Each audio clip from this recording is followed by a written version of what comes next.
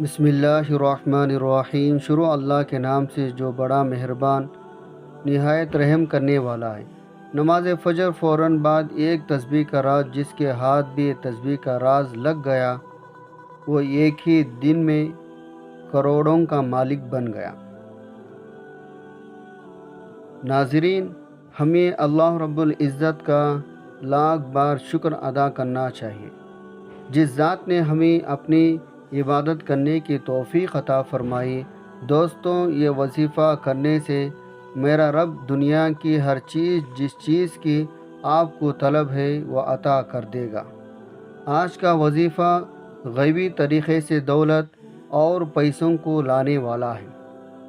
ناظرین، یہ تیز ترین وظیفہ ہے، مطلب یہاں وظیفہ پڑھا وہاں کام بن گیا۔ نماز فجر کے فوراً بعد صرف ایک تسبیح پڑھنے کی دیر ہے، اللہ تعالیٰ آپ کو کروڑ پتی بنا دے گا انشاءاللہ۔ محترم ناظرین، آج جو یہ خاص تسبیح کا عمل میں آپ کو بتانے لگا ہوں، یہ تسبیح آپ نے روزانہ پڑھ لینی ہے۔ یہ تسبیح پورے سال کا رزق آپ کی گھر لے کر آ جائے گی، اور پورے سال گھر میں دولت کی بارش اللہ کے فضل کرم سے ہوتی رہے گی۔ یہ انتہائی مجرب وظیفہ ہے۔ یہ تسبیح انتہائی طاقت والی ہے اور آزمودہ ہے، اور جس کے ہاتھ میں تسبیح کا راز لگ جاتا ہے وہ خاندان میں امیر ترین ہو جاتا ہے۔ تو میں اپنے تمام بہن بھائیوں سے گزارش کرتا ہوں، آج کا یہ جو وظیفہ ہے جو آپ کے لیے لے کر آئے ہیں، کسی صورت اس وظیفے کو نظر انداز مت کرنا۔ یہ ایسا عمل ہے، اس عمل سے آپ کی زندگی کے مشکلات ختم ہو جائیں گی، اور دنیا میں اللہ کے فضل کرم سے آپ کو خاص مقام نصیب ہوگا۔ اللہ والوں، بہت سے میرے بھائی بہنیں ایسی ہیں جن کے کمنٹس آتے رہتے ہیں، بہت زیادہ پریشان ہیں، مشکلات اور پریشانیوں میں دھسے ہوئے ہیں۔ ان کی جو مشکلات ہیں، ان کے اوپر جو قرضے ہیں، وہ کوشش کر کے تھک گئے ہیں، لیکن ان کے مشکلات ختم نہیں ہو رہی، ان کے قرضے ختم نہیں ہو رہے۔ قرض کی وجہ سے پریشانیاں بڑھتی جا رہی ہیں۔ کاروبار ہیں تو اس کے حوالے سے تنگی کا سامان ہے، تو میں ان تمام ناظرین کو کہتا ہوں روزانہ فجر کی نماز کے بعد یہ تسبیح پڑھ لیا کریں۔ انشاءاللہ قرض کی ادائیگی کے بھی اسباب پیدا ہو جائیں گے، آپ کی جو بڑھتی ہوئی مشکلات ہیں وہ بھی ختم ہو جائیں گے، اور ہر مقصد جس میں کسی کا نقصان نہ ہو، اللہ کے فضل کرم سے اس مقصد میں آپ کو کامیابی ہوگی۔ ناظرین، انسان پر جو مصیبت آتی ہے، چاہے بیماری کی صورت میں ہو یا غربت کی شکل میں ہو، چاہے کاروباری پریشانی ہو یا خاندانی لڑائی، بڑوں کا دکھ اور صدمہ ہو، ہر قسم کی مصیبت اس کے گناہ کی وجہ سے آتی ہے۔ اس لیے فوراً سچی توبہ کرتے ہوئے اللہ تعالیٰ سے ہمیں معافی مانگنی چاہیے، کیونکہ اللہ تعالیٰ توبہ کرنے والوں سے محبت کرتا ہے، اور توبہ کرنے والے کی پریشانیوں سے اور مصیبتوں کا ازالہ کر کے اسے خوشحالی بنا دیتا ہے۔ ناظرین، آپ سے درخواست ہے، خود بھی اور کمنٹ باکس میں بھی ایک بار استغفر اللہ لازمی کریں، تاکہ دوسروں کو بھی ترغیب ہو اور ہمارے لیے بھی خیر و برکت کا باعث ہو۔ ناظرین، انسان میں گناہوں اور غلطیوں کی جانب رغبت کا میلان موجود ہے۔ انسان میں نفس گناہوں میں مبتلا کرنے کی کوشش کرتا رہتا ہے۔ جس میں فطرت انسان کسی گناہ یا غلط کام کا ارتکاب کرتا ہے تو یہ جان رہا ہوتا ہے وہ غلط کام یا ظلم و زیادتی کر رہا ہے، اور رسول اللہ صلی اللہ علیہ وسلم کے طریقے کے مخالف کر رہا ہے، اور اللہ کے فرمان بغاوت کر کے اس کے قہر عذاب کے دعوت دے رہا ہے، یوں اپنے دنیا اور آخرت دونوں کو تباہ برباد کرتا ہے۔ لیکن اس کے ساتھ شیطان کا وار، خواہشات کا غلبہ، گناہوں کی عارضی لذت، دنیا کی چکاچوند، جھوٹی اور کھوکھلے عزت کا نشہ اس کو گناہ کے ارتکاب کی طرف لے جاتا ہے۔ گناہ کے ارتکاب کے وقت جب کبھی اس کا ضمیر گناہوں کو چھوڑنے کا کہتا ہے تو وہ یہ کہہ کر ضمیر کو خاموش کروا دیتا ہے، ابھی تو بڑی عمر پڑی ہے، میں عنقریب توبہ کر لوں گا، اور اسی طرح امیدوں اور خیالات سے دل کو بہلا میں رکھتا ہے اور گناہوں کے گہری دلدل میں دھنستا چلا جاتا ہے۔ در حقیقت گناہ انسان کے حق میں نہایت خطرناک ہے، اس سے دنیا اور آخرت دونوں برباد ہو جاتے ہیں، اور گناہ کا اثر جسم میں زہر کی طرح شرائط کر جاتا ہے۔ ناظرین، حضرت آدم علیہ السلام کو جنت سے نکالے جانے اور ابلیس کے ملعون ہونے کی وجہ بھی یہی گناہ کی نحوستیں تھیں۔ قومی نوح اور عاد ثمود کو بھی گناہوں کی وجہ سے عذاب سے دوچار کیا گیا۔ گناہوں کے بے شمار برے نقصانات ہیں۔ ناظرین، صرف یہی نہیں بلکہ گناہوں کے بے شمار برے اثرات اور نقصانات ہیں جو انسان کی ذہنی، جسمانی اور روحانی کردار پر بھی زائل ہوتے ہیں، اور اس میں سب سے بڑا نقصان یہ ہے نور الہی اور گناہوں کے ارتکاب کی وجہ سے انسان علم و عقل سے محروم ہو جاتا ہے۔ امام شافعی رحمۃ اللہ علیہ فرماتے ہیں، میں نے اپنے استاد سے کمزور حافظے کی شکایت کی تو انہوں نے مجھے ترک معاشی یعنی ترک گناہ کی نصیحت فرمائی، اور آپ نے بتایا میں ایک نور ہے اور اللہ کا نور گناہ گاروں کو نہیں دیا جاتا۔ ناظرین، گناہوں کا ایک اثر یہ بھی ہوتا ہے انسان کی روزی رزق میں تنگی آ جاتی ہے۔ یاد رکھے، اصول رزق فراخی معاشی کے لیے ترک گناہ سے بہتر کوئی چیز نہیں۔ اللہ تعالیٰ فرماتے ہیں، جو شخص اللہ سے ڈرتا ہے اور گناہوں سے باز آ جاتا ہے، اللہ اس کے لیے مشکلات سے بھی نکالنے کا راستہ پیدا کر دیتا ہے اور اسے ایسے رزق دے گا جہاں سے اس کا گمان بھی نہیں جاتا۔ انسان کے دل میں اللہ کی عظمت کم ہو جاتی ہے، تبھی تو انسان گناہ کرتا ہے۔ اللہ گناہ کرنے میں کوئی عار محسوس نہ کرے تو دل پر پردہ پڑ جاتا ہے اور مہر لگ جاتا ہے۔ جب انسان اللہ کو بھول جاتا ہے تو اللہ انہیں برباد کر دیتا ہے، ذلت اور رسوائی ان کا مقدر ہو جاتی ہے۔ ناظرین، اللہ بڑا بے نیاز ہے، جبکہ بندہ ہر لمحہ اس کا محتاج ہے، پھر وہ اللہ کے ذکر سے کیسے غافل رہ سکتا ہے؟ اور اگر غافل رہتا ہے تو یقین کرے اپنی جان پر خود ظلم کرتا ہے، کیونکہ اللہ تو اپنے بندے پر کبھی ظلم نہیں کرتا، بلکہ لوگ اپنے جانوں پر خود ظلم کرتے ہیں۔ اس کا حال ایسا ہوتا ہے جیسے اس کے پاس تلوار تو موجود ہو مگر زنگ آلود ہو۔ گناہوں سے دل زنگ آلود اور ملفوظ ہو جاتا ہے، نفس امارہ برائی کا حکم دیتا ہے، اور وہ خواہشات گناہوں سے قوی دلیری درندہ صفت بن جاتا ہے۔ جبکہ نفس مر جاتا ہے، ایسا شخص دنیا میں بھی اور برزخ میں بھی مر چکا، اور آخرت میں بھی اس کے لیے کوئی چیز نہیں۔ اگر وہ اللہ کو یاد کرتا ہے تو دل ساتھ نہیں دیتا، زبان ذکر کرتی ہے تو دل غافل ہو جاتا ہے۔ ہر آدمی جانتا ہے ہر اچھے یا برے عمل کا رد عمل بھی ضرور ہوتا ہے۔ دنیا میں پیش آنے والے حالات پر سب سے زیادہ اثر انداز ہونے والی چیز انسان کے اچھے یا برے اعمال ہی ہیں، جن کا براہ راست تعلق اللہ تعالیٰ کی خوشنودی اور ناراضگی سے ہے۔ کسی واقعے اور حادثے کے طبی اسباب جنہیں ہم دیکھتے، سنتے اور محسوس کرتے ہیں، وہ کسی اچھے یا برے واقعے کے لیے محض ظاہری سبب کے درجے میں ہیں۔ سادہ لوگ حادثات، آفات کو صرف طبی ظاہری اسباب سے جوڑتے ہیں اور پھر اسی اعتبار سے ان کو حوادث سے بچاؤ کی تدبیر کرتے ہیں۔ شرعی تعلیمات کی روشنی میں بحیثیت مسلمان ہمیں یہ اعتقاد رکھنا ضروری ہے، یہ سب کچھ اللہ تعالیٰ کے حکم اور امر سے ہوتا ہے، جس کا عقل اور حواس خمسہ کے ذریعے ادراک کرنے سے ہم قاصر ہیں۔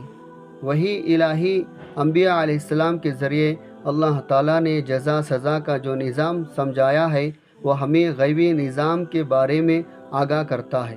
وہ ایک کسی بھی واقعی حادثے کا اصل اور حقیقی سبب اللہ تعالیٰ کی رضا بندی یا ناراضگی ہے۔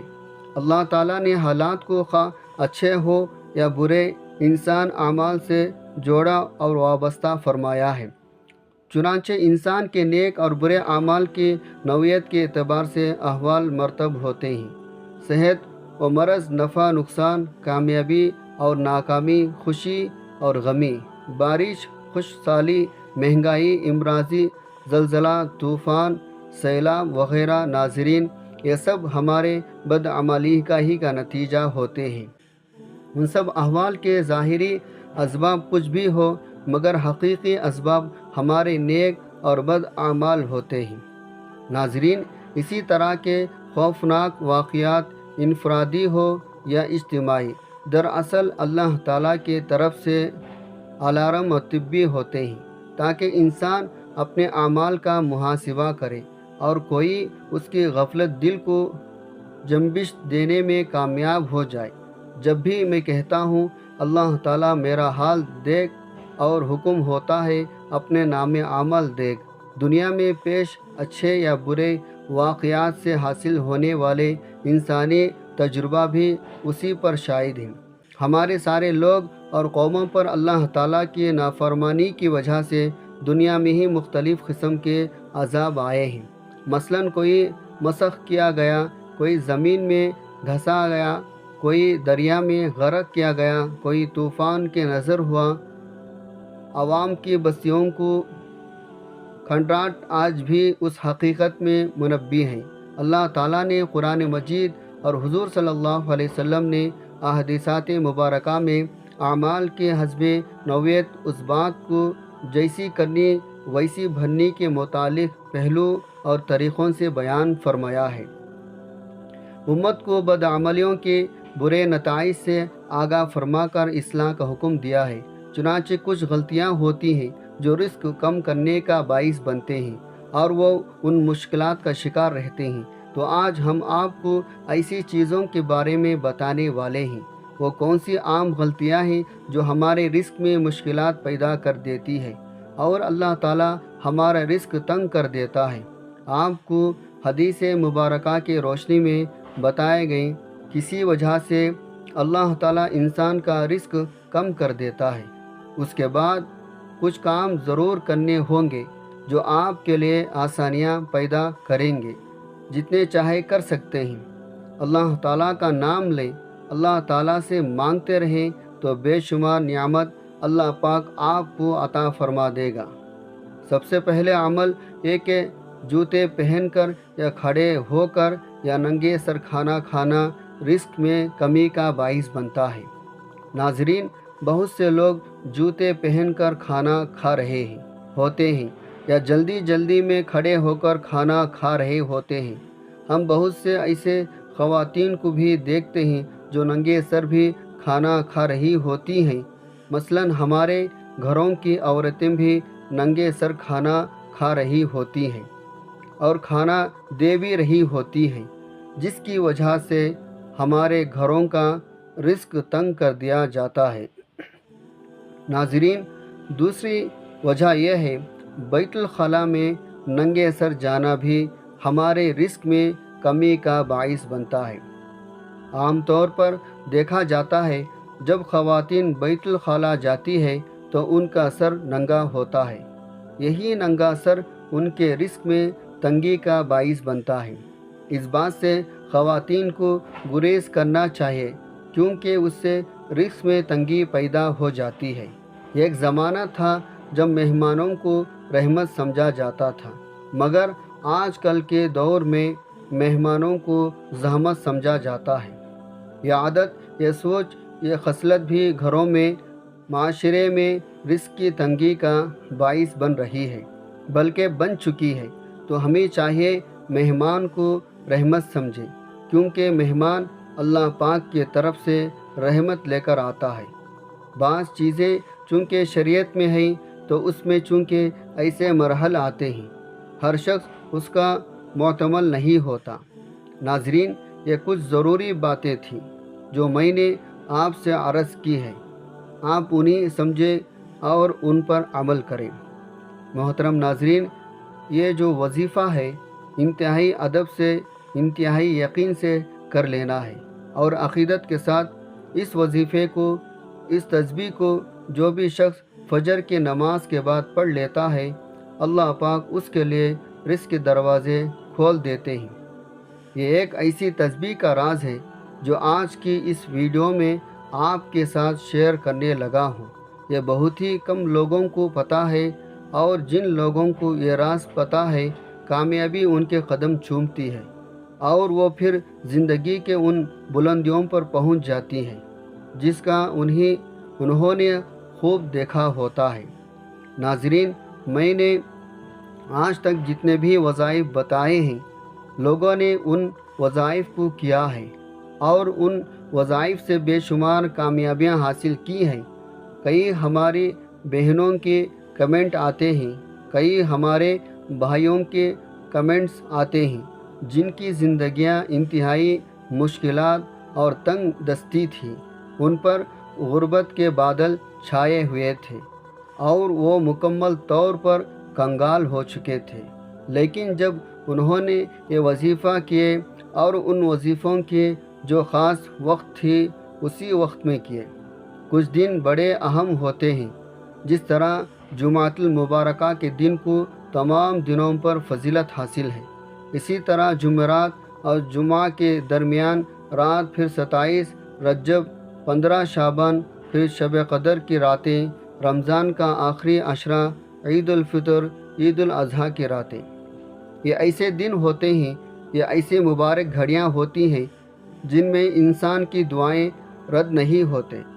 انسان جو مانگتا ہے اللہ پاک اس کو عطا فرما دیتا ہے، اللہ پاک اس کو مالا مال کر دیتا ہے، اس کی جھولیاں خوشیوں سے بھر جاتی ہے، اس کی خالی جھولیاں اللہ پاک بھر دیتا ہے، اور پھر اتنا رزق عطا فرماتا ہے، اس کے آنے والی نسلیں بھی آباد ہو جاتی۔ تو یہ تسبیح روزانہ فجر کی نماز کے بعد پڑھ لیا کریں۔ ناظرین، یہ اتنا خاص راز ہے، یہ اتنے خاص اور مجرب تسبیح ہے، آپ کی مشکلات کو ختم کر دیں گے۔ آپ کے خالی ہاتھوں میں دولت کے پیسے کے ریل پیل ہو جائے گی۔ جو آپ پیسے کی کمی کا شکار رہتے ہیں، اللہ کے فضل کرم سے وہ کمی ختم ہو جائے گی۔ ہر لحاظ سے میرا اللہ آپ کو مالا مال کر دے گا۔ ناظرین محترم، کئی پیروں فقیروں نے، اولیاء اکرام نے اس تسبیح کے راز پہ بہت سے چلے گئے، اور اللہ کو راضی کرنے کے لیے یہ بڑے ہی خاص تسبیح ہے۔ تو آئیے اب وظیفے کی جانب چلتے ہیں۔ ہر قسم کی پریشانی آپ کی ختم ہو جائے گی، رزق اور دولت آپ کے پاس آنا شروع ہو جائے گا۔ آپ نے اس وظیفے کو روزانہ کرنا ہے، روزانہ یہ تسبیح پڑھنی ہے۔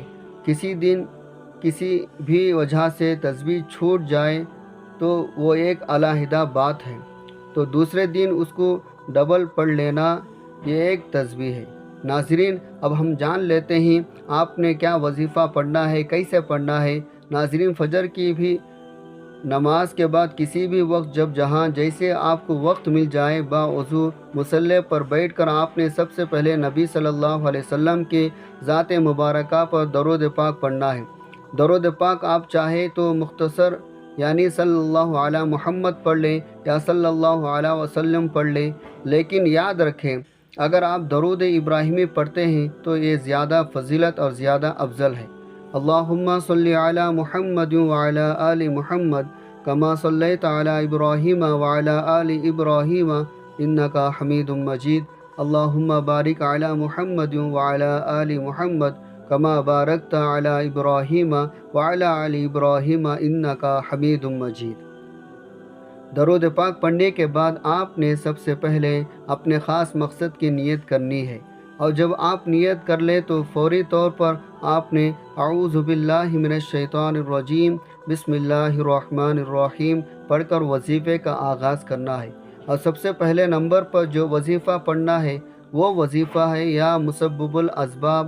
یا مسبب الاسباب کا مطلب ہے اے اسباب پیدا کرنے والی ذات، اگر آپ بے روزگار ہیں، روزگار کے لیے اسباب بن جائیں گے، اگر آپ کا کاروبار بالکل ٹپ ہو چکا ہے یا مسبب الاسباب پڑھنے سے آپ کا کاروبار انشاءاللہ ترقی اور عروج پر پہنچ جائے گا، یا آپ کا جو بھی مقصد ہے تو انشاءاللہ یا مسبب الاسباب کے اس وظیفے سے پورا ہو جائے گا۔ ناظرین، یہ وظیفہ یا مسبب الاسباب آپ نے اپنے دائیں ہاتھ کے انگلیوں پر یا تسبیح کے دانوں پر صرف 21 بار پڑھنا ہے۔ یا مسبب الاسباب 21 بار پڑھنے کے بعد آپ نے دوسرے نمبر پر جو وظیفہ پڑھنا ہے، اس وظیفے کو آپ نے اپنی زندگی میں بہت بار پڑھا ہوگا۔ بڑا آسان سا چھوٹا سا وظیفہ ہے۔ یہ آپ سن کر اللہ پاک کے مبارک نام شو ہو رہے ہیں، یا اللہ، یا فتاح، یا رزاق، یا غنی، یا مغنی، یا کریم، یا وہاب۔ ان مبارک ناموں کو ایک دفعہ پڑھیں گے تو ایک شمار ہوگا، پھر دوسری دفعہ اسی طرح پوری تسبیح آپ نے پڑھ لینی ہے، پھر اگلے دن پھر اسی طرح یا فتاح، یا رزاق، یا غنی، یا مغنی، یا کریم، یا وہاب، اگلے دن کو بھی یہ تسبیح پڑھ لینی ہے۔ 100 دانوں والی جو شخص بھی یہ وظیفہ کر لیتا ہے، کامیابی اس کو چومتی ہے، ہر کام میں اسے کامیابی ملتی ہے، تمام بگڑے ہوئے امور درست ہونا شروع ہو جاتے ہیں، پیسے اور دولت کی ایسی بارش ہوتی ہے اس سے پیسہ سنبھال نہیں جاتا، اتنا اللہ پاک اس کو عطا کر دیتا ہے، پھر اسے کسی چیز کی حاجت نہیں رہتی۔ جب آپ اللہ کو ان کی ذاتی صفاتی ناموں سے پکارتے ہیں تو رب راضی ہو جاتا ہے، اور جب رب راضی ہو جاتا ہے تو میرا رب بہتر نہیں بلکہ بہترین سے نوازتا ہے، پھر میرا رب بن مانگے آپ کو عطا فرماتا ہے۔ یا فتاح، یا رزاق، یا غنی، یا مغنی، یا کریم، یا وہاب۔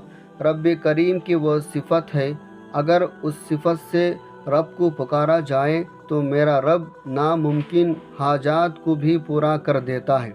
ناظرین، یا مسبب الاسباب 21 بار پڑھنے کے بعد یا اللہ، یا فتاح، یا رزاق، یا غنی، یا مغنی، یا کریم، یا وہاب کا یہ وظیفہ آپ نے صرف 100 مرتبہ یعنی ایک تسبیح پڑھنی ہے، اور اس کے بعد آپ نے تیسرے نمبر پر جو وظیفہ پڑھنا ہے وہ ہے یا حی یا قیوم۔ ناظرین، یا حی یا قیوم آپ نے دائیں ہاتھ کی انگلیوں پر یا تسبیح کے دانوں پر 33 بار پڑھنا ہے۔ 33 بار یا حی یا قیوم پڑھ کر اللہ سے مانگ کر دیکھیں، ادھر کام جو آج تک پورے نہیں ہو سکے، جن کو انسانی عقل کہتی ہے یہ ناممکن ہے، وہ بھی انشاءاللہ آج پوری ہو جائے گی۔ ناظرین، جب یہ تینوں وظائف آپ کر لے تو آپ نے چوتھے اور آخری نمبر پر قرآن پاک کی ایک سورت پڑھنی ہے۔ بہت سے آسان اور چھوٹی سی سورت ہے لیکن اس کے کمالات بہت زیادہ ہیں۔ آپ نے آخری نمبر پر سورۃ الکوثر پڑھنی ہے۔ بسم اللہ الرحمن الرحیم، انا اعطیناک الکوثر فصل لربک وانحر ان شانئک هو الابتر۔ ناظرین، آپ نے چوتھے اور آخری نمبر پر سورۃ الکوثر کو صرف 7 بار پڑھنا ہے۔ جب آپ یہ سارے اعمال بتائے گئے طریقے ترتیب سے پڑھ لیں تو آخر میں ایک مرتبہ پھر سے درود پاک پڑھ لیجیے گا، وہی درود پاک جو آپ نے شروع میں پڑھا تھا۔ اب آپ کا عمل مکمل ہو گیا۔